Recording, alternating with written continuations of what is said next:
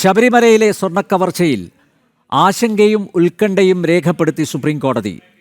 ശബരിമലയിൽ ഇനി എന്തെങ്കിലും ബാക്കിയുണ്ടോ എന്ന ചോദ്യമാണ് ഇന്ന് സുപ്രീം കോടതി ഉന്നയിച്ചത്. സ്വർണ്ണക്കൊള്ളക്കേസിലെ അറസ്റ്റിനെതിരെ പ്രതിയായ smart creation CEO Pankaj Bhandari നൽകിയ ഹർജി പരിഗണിക്കവെയാണ് സുപ്രീം കോടതി വിമർശനപരമായ ചോദ്യമുയർത്തിയത്. സ്വർണ്ണക്കൊള്ള പുറത്തു വന്നതിന് തൊട്ടു പിന്നാലെ ഞങ്ങളും ഈ ചോദ്യം ഉന്നയിച്ചിരുന്നു. ശ്രീകോവിലിലെ അയ്യപ്പൻ്റെ വിഗ്രഹവും ഈ കൊള്ളക്കാർ അടിച്ചോണ്ടുപോയോ?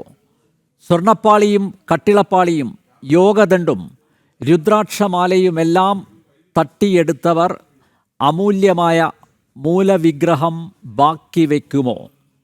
സുപ്രീം കോടതിയുടെ സന്ദേഹവും സമാനമാണ്.